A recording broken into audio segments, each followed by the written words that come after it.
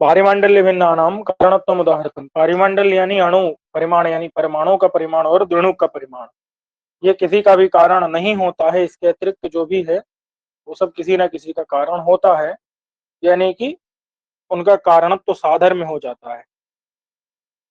कारण किसे कहते हैं तो ये भी हमने बता दिया था कि जो अन्यथा सिद्ध ना हो, अन्यथा सिद्धि शून्य से, और नियता पूर्ववर्तीता यानी कार्य से ठीक पूर्व काल में विद्यमान हो, नियत पूर्ववर्ती हो, उसी को कहते हैं कारण। और वो तीन प्रकार का होता है। कौन कौन सा? समवायी कारण, असमवायी कारण और निमित्त कारण। समवायी, असमवायी और निमित्त कारण। जैसे यत संवेतम कार्यम भवति ज्ञेयम तो समवायी जनकम तत्। यत संवेतम माने जिस कारण में समवाय संबंध से विद्यमान रहते हुए कार्य उत्पन्न होता है उसे समवायी कारण कहते हैं। ठीक है। ये संवेतम कार्यम भवति मतलब, अरे बोलोगे तब ना आएगा। कारण में समवाय संबंध से विद्यमान रहते हुए कार्य उत्पन्न होता है, वह समवायी कारण होता है। तो बोलो इसको बिना देख करके बोलो।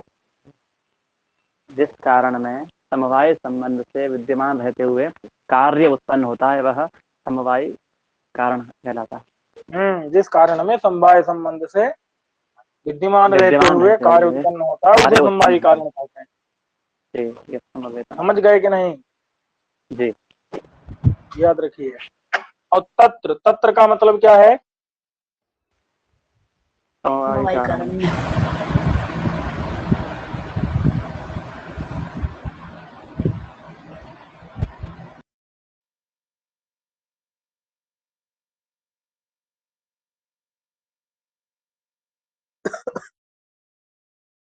आवाज आ रही है कि नहीं?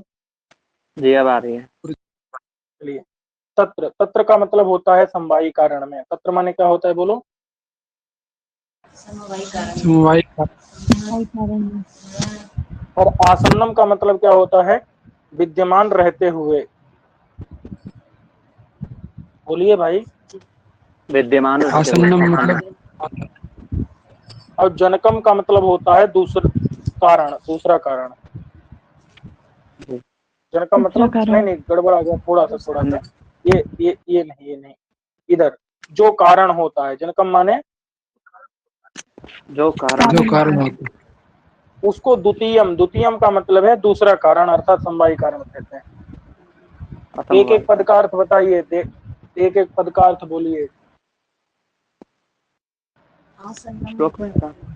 तत्र माने समवायी कारण। समवायी कारण में, कारण में विद्यमान विद्यमान रहते हुए जनकम जो कारण होता है, उसे द्वितीयम यानी कि दूसरा कारण माने असमवायी कारण कहते हैं। असमवायी कारण कहते हैं। समझ में आ जी। हुए कहीं पर था, बोलो बोलो। विद्यमान रहते हुए कहीं लिखा था कि नहीं? जी, लिखा हुआ था आसन्नम मतलब। हाँ, आसन्नम मतलब विद्यमान रहते हुए। लेकिन वहां पर एक चीज मैं बता दे रहा हूँ, आप जोड़ लो। देखो, ये जोड़ना है। विद्यमान रहते हुए से क्या पहले जोड़ना है? समवाय संबंध से। इन्होंने ऊपर तो जोड़ दिया, यहाँ छोड़ दिया, यहाँ आप अपने आप जोड़ लो। जी। अब बोलो। समवायी कारण में समवाय संबंध से तत्र माने, अरे भाई इतना नहीं। तत्र माने समवायी कारण। समवायी कारण। हाँ, समवायी कारण में। आसन्नम मतलब समवाय संबंध से विद्यमान रहते हुए जो कारण होता है वह असमवायी कारण कहलाता है। द्वितीयम माने असमवायी कारण कहते हैं। अब आभ्याम परम तृतीयम स्यात्, और जो इन दोनों से बचा खुचा कारण होता है वो निमित्त कारण होता है। निमित्त कारण। बोलो, सब समझ गए? जी जी। तो बोल करके बताओ भाई। समवायी कारण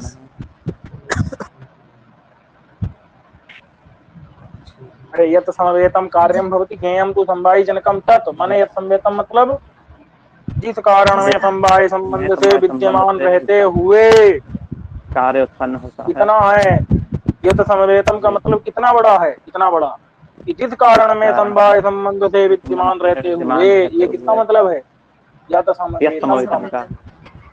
और फिर कार्यम भवति का मतलब क्या है, कार्य उत्पन्न होता है। ज्ञेयम तु समवायी जनकम तत् का मतलब क्या है कि उसे समवायी जनक माने समवायी कारण जानना चाहिए। फिर तत्र माने समवायी कारण में विद्यमान रहते हुए, अरे समवाय संबंध से गड़बड़ सड़बड़ नहीं बोलना है भाई। आसन्नम, आसन्नम का मतलब समवाय संबंध से विद्यमान रहते हुए। हाँ, समवाय संबंध से विद्यमान रहते हुए। जनकम, जनकम माने कारण, कारण होता है, कारण जो कारण होता है, कारणम वही द्वितीय माने असमवायी कारण कहलाता है। अवाभ्याम परम तृतीयम से क्या समझते हैं बोलो, समझ गए कि नहीं? जी अरे बोलो भाई, नहीं समझे, इसमें क्या नहीं समझे, समझ गए? आगे चलो।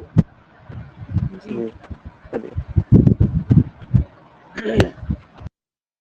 कहीं घटाना हो तो बता देना, घटाना है कहीं, किसी को इच्छा हो रही है इन घटाना? दोनों से भिन्न क्या कारण हो सकता है?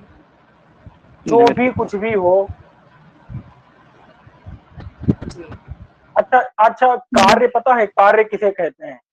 किसे कहते हैं नहीं, कार्य का कोई उदाहरण पता है? जी अरे कार्य का कोई उदाहरण पता है क्या? घट, घटम घट ही कार्य होता है, घटे मात्र एक कार्य पता चला, घड़ा ही जो है वो काम होता है। दुनिया में और कोई काम ही नहीं पता, तुमको बताओ क्या है? कार्यम प्राग भाव प्रतियोगी। अरे भाई लक्षण नहीं पूछ रहे, उदाहरण पूछ रहे हैं कार्य का। घट पट आदि ले उपट बोल रहे हैं अब, जय हो। पचनम, पचनम, हाँ ये कार्य हुआ देखो, पचनम, पचनम मतलब पकना, और पाचनम माने पकाना। ये देखो एक कार्य हुआ, और दूसरा कार्य बताओ कोई। पठनम, पठनम पाठनम बता दिए। वाह, अब जितने धातु हैं आनंद जोड़ करके कार्य बना बना करके बताते जाओ, और कोई कार्य नहीं दिख रहा है सामने आंखों के। हमको तो दरवाजा दिख रहा है, ये भी काम है भाई, दीवार दिख रही है, ये भी काम है, घर जिसमें बैठे हैं वो भी काम है, और जो फोन है पढ़ रहे हैं वो भी, उसमें भी काम। वो फोन भी क्या है, कार्य ही ना है, बनाया गया है तो कार्य है। किताब में देख रहे हैं, किताबों कार्य है, क्या कहे सब कार्य है। परमाणु थोड़े कार्य हैं जिन पर दृश्यमानता का, दृश्यमानता का दृश्यमान जो प्रपंच है कार्य है, कार्य जगत पूरा। क्योंकि दृश्यमान जो है ना, ऐसा कहेंगे तो मन के द्वारा जो है, दृश्यमान का मतलब है प्रत्यक्षी क्रियमाण। जी, द्वारा प्रत्यक्षी क्रियमाण जो आत्मा है, जिसका मानस प्रत्यक्ष होता है, वो कार्य नहीं है। समझे कि नहीं? दृश्यमान का मतलब है कि जो 5 इंद्रियों से जिसका ज्ञान हो रहा है, मन वाली नहीं, 6 प्रत्यक्ष नहीं, 5 प्रत्यक्ष मात्र, ये सब कार्य ही कार्य है भाई। तो कुछ कार्य का उदाहरण नहीं बता सकते भाई, पचनम पाचनम भेदनम, वाह। अरे शरीर कार्य है, वृक्ष जो है वो कार्य है। तो कोई ऐसा कार्य पकड़ लेते हैं, चलो बताओ, नाम बोलो, कोई बढ़िया वाले कार्य का नाम बोलना।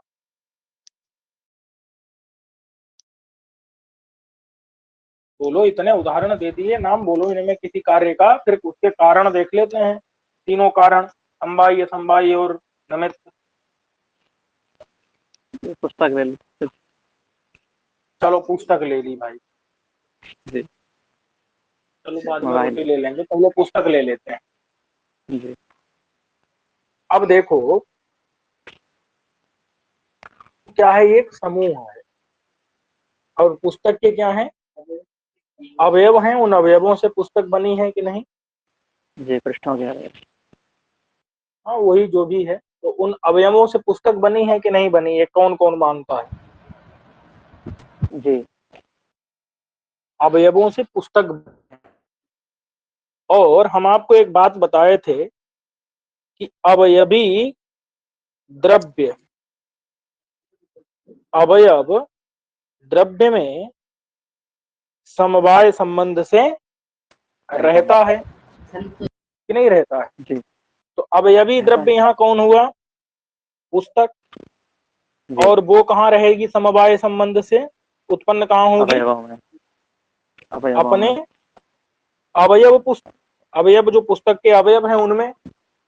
जी।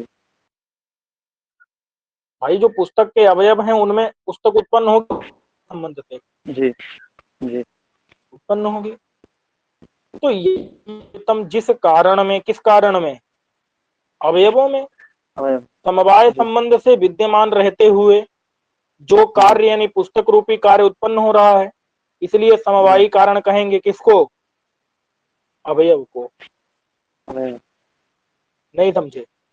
पुस्तक तो हमारा कार्य है सर जी। और अवयव क्या हो जाएगा? उसका कारण हो जाएगा। कारण हो जाए। कौन सा? समवायी कारण। जी। अब बोलो। सर पुस्तक हाँ को बोलो। अवयवी कैसे मान सकते हैं, वो खुद एक अवयव है भाई तो। पुस्तक अवयव है कि नहीं? नहीं, पुस्तक में हाँ अवयव है अवयव कि है, नहीं? जी। पुस्तक में अवयवों अवयव के समुदाय को क्या कहते हैं? अवयवी। अवयवी। अवयवी कहते हैं। तो पुस्तक अवयवी नहीं है क्या? जी। जिसके अवयव होते हैं वो अवयवी होता है। जिसमें अवयव होता हाँ पुस- जी जिसका धन होता है वो धनी होता है। है। जी जी। जिसका शरीर व शरीरी। बात समझ में आई कि नहीं? जी। आ गई। समझ गए? जी जी। तो कार्य क्या है हमारा? पुस्तक रूपी कार्य है। और कारण क्या है? अवयव। उसके अवयव कारण हैं। कौन जी। से कारण है? समवायी कारण है। समवायी कारण है, क्योंकि समवाय संबंध से पुस्तक कहाँ रह रही है? अपने कारणों में, अवयवों में। अपने अवयवों में रह रही है पुस्तक। बात समझ में आ जी। गई कि नहीं? जी। जी। समवायी कारण का लक्षण घट गया। चलो यहीं पर असमवायी चेक करना है या दूसरा कोई समवायी पहले और जानना है? यहीं पर असमवाय चल रहा है। चलो इसी सम। में असमवायी देखते हैं। जी। अब देखो ये जो अवयव हैं, क्या जी। अवयवों का जब तक संयोग नहीं होगा, क्या अवयवों का संयोग नहीं होगा। तो पुस्तक बनेगी क्या? नहीं। नहीं बनेगी। अब बताओ तत्र मतलब क्या था? सत्र था। तत्र माने क्या था? समवायी कारण में। समवायी कारण में समवायी कारण कौन था? अवयव थे। अवयव थे समवायी कारण। ये अवयव जी। समवायी कारण थे। और संयोग जी। कहाँ रहता है? अवयवों में। अवयवों का संयोग कहाँ रहेगा? अवयवों में। भाई अवयवों का संयोग जब तक नहीं होगा तब तक पुस्तक बनेगी क्या? नहीं। नहीं। और उन अवयवों का संयोग किसके अंदर रहेगा? अवयवों में। अवयवों में ही रहेगा। जी। क्योंकि संयोग जो है ना, जैसे किसी का भी संयोग उसी के अंदर रहता है, तो अवयवों का संयोग अवयवों के अंदर रहेगा। और संयोग गुण है, अवयव द्रव्य है, तो गुण द्रव्य में किस संबंध से रहता है? समवाय संबंध। समवाय संबंध इसका से। मतलब है आसन्नम। आसन्नम का मतलब समवाय संबंधेन विद्यमान। समवाय संबंध से विद्यमान होते हुए। तो समवाय जी। संबंध से विद्यमान है कि नहीं संयोग? किसमें? तत्र। तत्र अवयव यानी में। समवायी कारण में, अवयव में विद्यमान है। कौन? संयोग। और जी। वो संयोग क्या है? बोलिए। असमवाय कारण। अरे जनकम। जनक। वो संयोग पुस्तक का जनक है कि नहीं? क्योंकि संयोग ना होता तो पुस्तक उत्पन्न होती क्या? नहीं। नहीं समझे? संयोग अगर ना होता तो पुस्तक उत्पन्न होती क्या? नहीं। नहीं।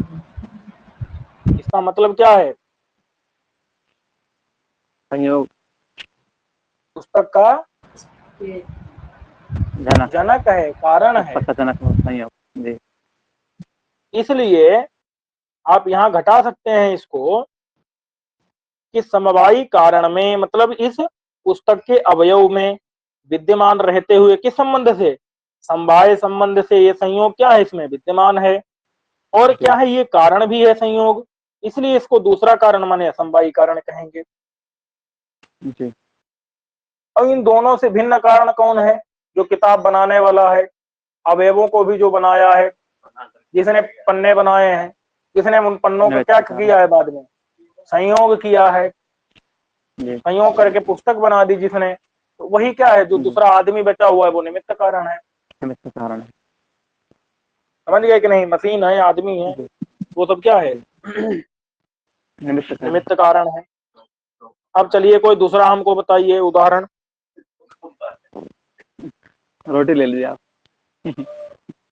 रोटी ले लीजिए, चलो भाई। तो पहले तो रोटी ले लो। ये रोटी क्या है? कुछ अवयवों से मिलकर के बनी है कि नहीं? ये कार्य है। रोटी के अवयव होते हैं कि नहीं होते? ये होते हैं लोई इत्यादि। लोई उस रोटी का अवयव नहीं होती है, बता देते हैं हम आपको। आटा। आटा कह सकते हैं। अब लोई जो है ना वो रोटी ही है।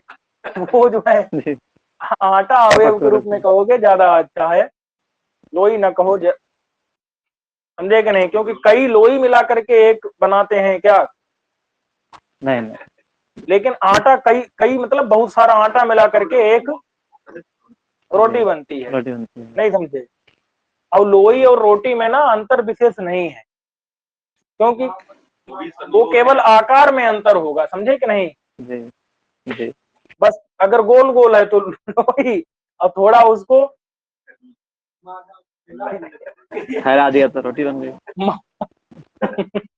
बेल बेल करके फैला दिए तो रोटी बन गई। तो वो लोई और रोटी में विशेष अंतर नहीं है। समझे कि नहीं? हाँ, आटा का समूह वो दोनों है। वो अलग बात है कि आटा का समूह बना कैसे है, चूर्ण का पिंडी भाव कैसे हुआ है? तो स्नेह से हुआ। जल रूपी स्नेह से नहीं, जल में विद्यमान जो स्नेह नाम का एक विशेष गुण, जल में विद्यमान जो स्नेह नाम का जो विशेष गुण है, चूर्णाद पिंडी भाव हेतु गुण जलमात्र वृत्ति। देख लेना अपना जा करके, ठीक है? तो चूर्णादि जो पिंडी भाव चूर्णादि का करते हैं तो उसका हेतु गुण क्या होता है? स्नेह होता है।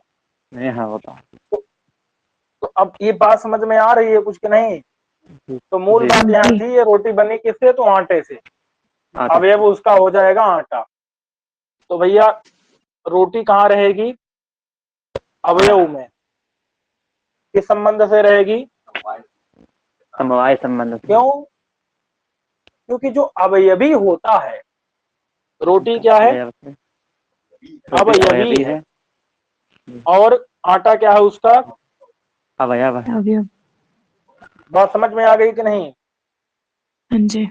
और अवयवी द्रव्य अवयव द्रव्य में किस संबंध से उत्पन्न होता है? समवाय संबंध। हाँ, तो इसलिए क्या हुआ कि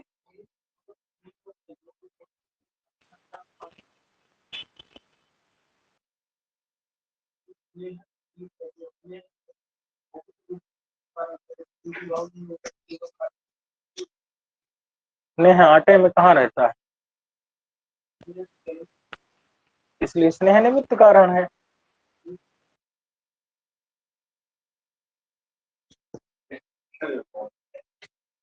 परिभाषा देखिए, घट नहीं रहा है तो निमित्त कारण है। निमित्त वाले में तो क्या नहीं आ जाएगा? तवा गैस सब उसी में आ जाएगा। और वैसे तवा गैस थोड़े लोई में, तो तवा गैस रोटी बेलने में तो नहीं लगाते हैं। लाइटर अन्यथा सिद्ध हो जाएगा, क्योंकि माचिस से भी जला सकते हैं। नहीं समझे?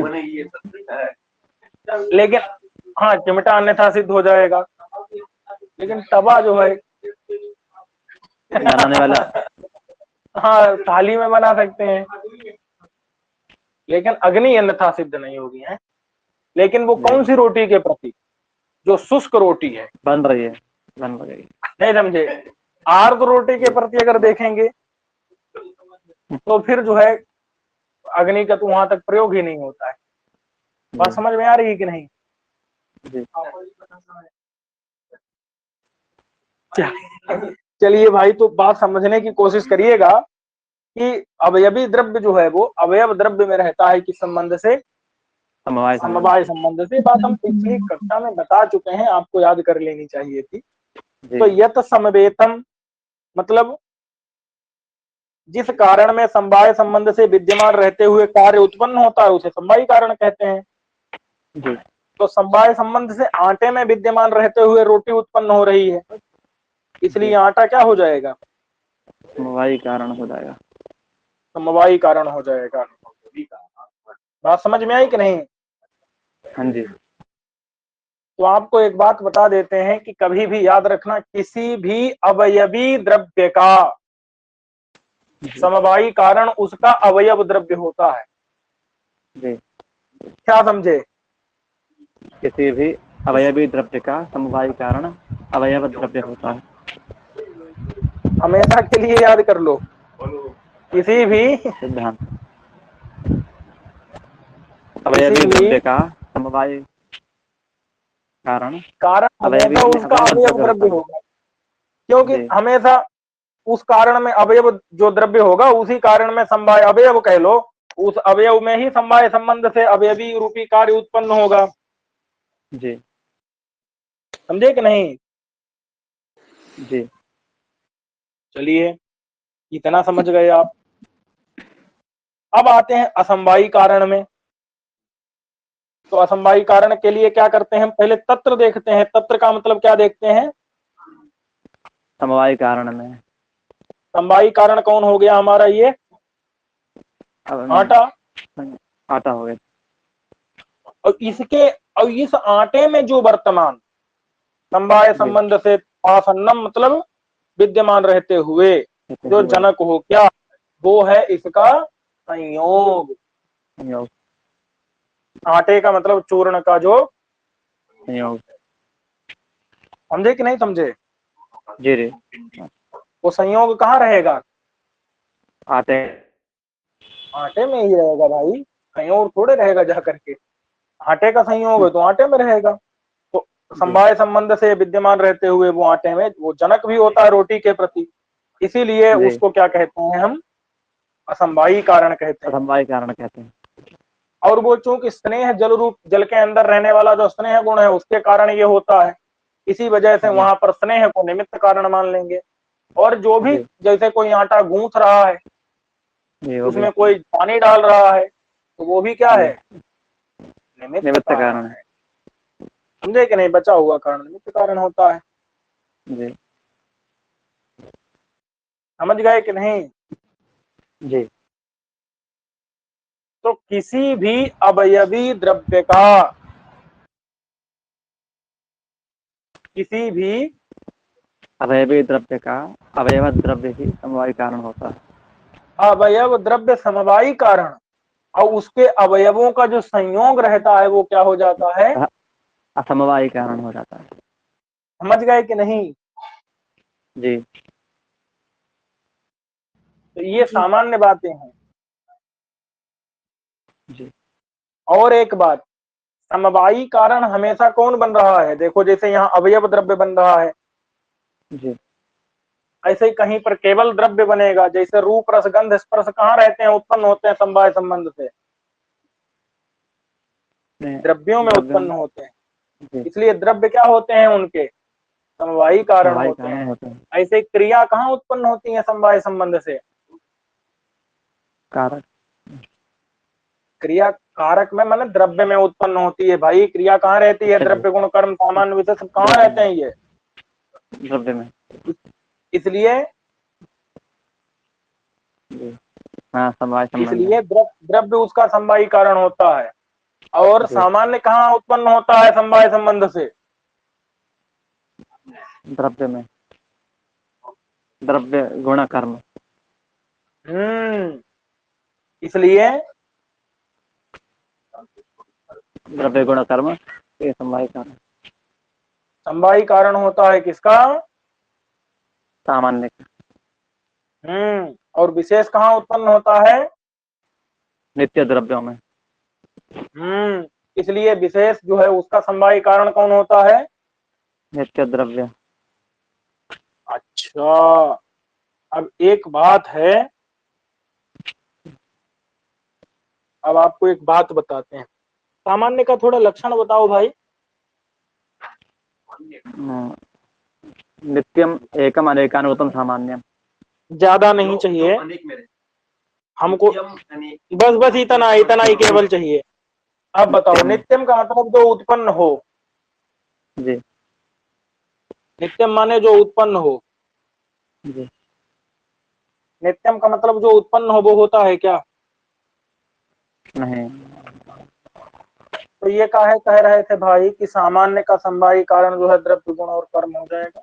सामान्य कहाँ उत्पन्न होता है? आए क्या भाई, कुछ बोले नहीं? सामान्य उत्पन्न भी होता है क्या? नहीं। वो तो नित्य है भाई, और नित्य थोड़ा ही कहीं उत्पन्न होता है। जी। इसलिए सामान्य एक नित्य पदार्थ है। वो रहे द्रव्य गुण कर्म में, समवाय संबंध से रहे, लेकिन वो उत्पन्न नहीं होता है। समझ गए कि नहीं? जी। जी।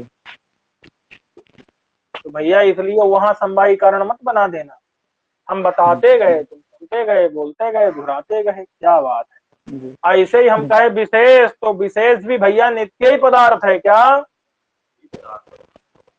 नहीं। नित्य पदार्थ है विशेष, इसलिए वो भी उत्पन्न नहीं होता है। समझ गए कि नहीं? नित्य द्रव्यों में जी। वो रहता है सिर्फ समवाय संबंध से। जी, रहता है। उत्पन्न नहीं होता है। जी। वो कार्य नहीं होता है जो उसका कारण हो जाए नित्य द्रव्य समवायी कारण। समझ गए कि नहीं? जी। तो उत्पन्न सिर्फ कौन होता है? द्रव्य में भी अवयवी द्रव्य और गुण और कर्म, ये तीन ही ऐसे हैं जो कि उत्पन्न होते हैं। समझ गए कि नहीं? जी। तो ये तीन क्या हैं? उत्पन्न होते हैं। यद्यपि एक और भी है जो उत्पन्न होता है, सामान्य नहीं होता है, विशेष नहीं होता। सामान्य विशेष समवाय, समवाय उत्पन्न होता है क्या? नित्य संबंध समवाय। समवाय एक नित्य संबंध है, इसलिए उत्पन्न नहीं होता। अभाव कितने प्रकार के हैं? 3। अरे 4 प्रकार के यार। प्राग भाव, प्रथमता भाव, अत्यंता भाव, अन्योन्या भाव। जी। इसमें से एक है प्राग भाव। प्राग भाव कभी भी उत्पन्न नहीं, इसलिए वो नित्य होना चाहिए, लेकिन होता नहीं है क्योंकि उसका नाश हो जाता है। जी। और नित्य वो होता है जिसका ना तो नाश हो और ना जो उत्पन्न हो। आप लोग न्याय पढ़ रहे हैं तो आपको इतनी बातें आने चाहिए। आनी चाहिए कि नित्य किसे कहते हैं? ना तो जिसका नाश हो, ना तो जो उत्पन्न हो। प्राग भाव का उत्पत्ति तो नहीं होता है, लेकिन उसका विनाश होता है, इसलिए वो नित्य नहीं है। जी। और सोनिया जी को पता कुछ नहीं चल रहा है। चल रहा है, ध्यान चल रहा है। तो चल रहा है तो बोलना चाहिए ना। आवाज नहीं आ रही है ना, इसलिए प्रस्थान कर रही हूँ बीच में। माने चल रहा है पता, तो कुछ बीच में क्या करना चाहिए? हूँ हाँ करके बताना चाहिए, हाँ पता चल रहा है। नहीं तो लग रहा है कि सो रहे हैं। हाँ, सत्यनारायण की कथा। सत्यनारायण कथा जो भी हो, मतलब कहने का हमको तो ऐसा लगता है कि सो गए अब। हाँ जी चलिए, सर। तो बात कहाँ चल रही थी? जी, अभाव। अभाव हाँ, नित्य तो नहीं होते। अभाव, 4 अभाव हैं। 4 अभाव में जी। 2 अभाव हैं, कौन कौन से? प्राग भाव और प्रध्वंसा भाव। प्रध्वंसा भाव। प्राग भाव की उत्पत्ति नहीं होती लेकिन नाश हो जाता है, जी। और प्रध्वंसा भाव का ध्वंस ध्वंस नहीं रहता है। होता, लेकिन ध्वंस का ध्वंस नहीं ध्वंस होता। नहीं होता ध्वंस का है, ध्वंस ही रहता है। जी जी लेकिन ध्वंस की उत्पत्ति अच्छा, होती है। होती है। आप ध्वंस जी की हो उत्पत्ति जाती तो है। कर सकते हैं, लेकिन ध्वंस का ध्वंस नहीं कर सकते। लेकिन अगर जिसकी उत्पत्ति हो गई वो नित्य हो सकता है क्या? नहीं। ये बात आप समझ गए कि नहीं? नहीं। जी। जी देखो, एक जी तो हो समझ गया गए। कौन सा? प्राग भाव। प्राग भाव की भाव उत्पत्ति नहीं नहीं होती। होती। इसलिए नहीं ये, होती। हाँ, इसलिए नित्य होना नित्य। चाहिए, नित्य नित्य होना चाहिए। जी लेकिन होना चाहिए। जब जी प्राग भाव के ध्वंस की बात करें तो प्राग भाव का ध्वंस हो जाता है। नहीं होता। हो जाता है। हल्का नहीं होता है। होता। जी समझिए, प्राग एकाग्रता भाव की उत्पत्ति नहीं होती लेकिन प्राग भाव का ध्वंस, हो होता जाता है। इसलिए ये नित्य, हो जाता है। नहीं है। नहीं है। इसलिए नित्य नहीं है। अब आते हैं ध्वंस पर। बताओ, ध्वंस की उत्पत्ति होती है। होती है? नहीं जी होती। होती अच्छा। है।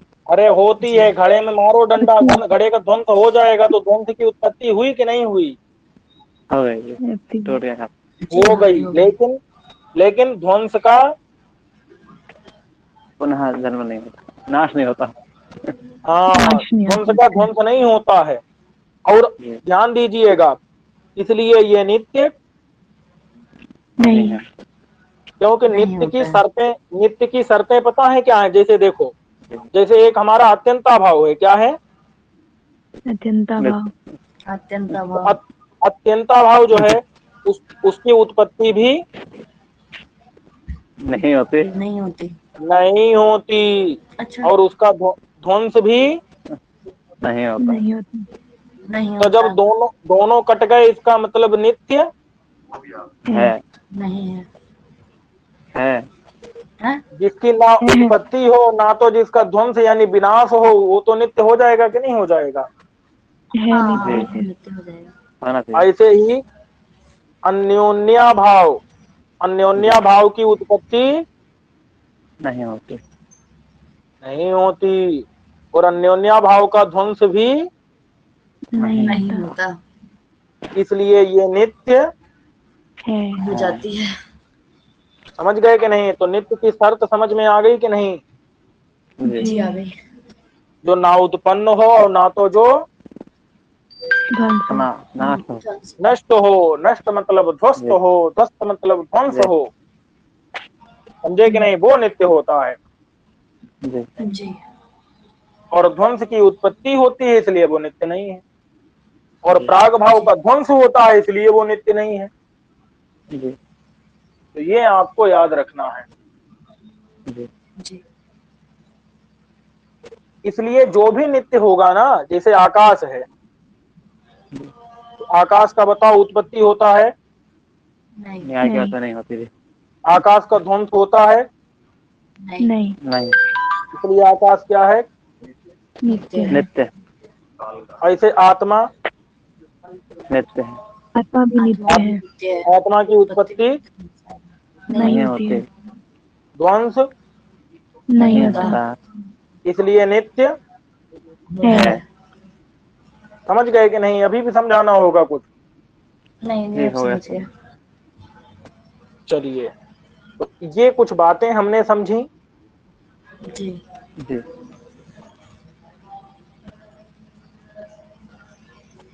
और ये लक्षण समवायी कारण और असमवायी कारण का और निमित्त निमित्त कारण कारण का, का। निमित्त कारण कि का।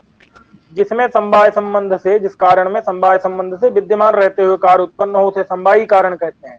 और समवायी कारण में विद्यमान रहते हुए जो कारण होता है, ध्यान दीजिएगा, तत्र। जी, और आसन्नम जी। का मतलब पता है क्या है? विद्यमान रहते हुए, विद्यमान होता है। जोड़ना है, जोड़ना है, समवाय संबंध से विद्यमान रहते हुए। समवाय रहते संबंध हुए। रहते हुए। और यहाँ कार्य मत जोड़ देना, जो कारण जी, होता है, क्योंकि जनकम लिखा है ना, जी, जो कारण होता है उसे दूसरा यानी असमवाय कारण कहते हैं। इन दोनों कारणों से भिन्न कारण को निमित्त कारण कहते हैं। निमित्त कारण कारण। कहते हैं। बात समझ में आ गई कि नहीं? जी, आ गई। जी।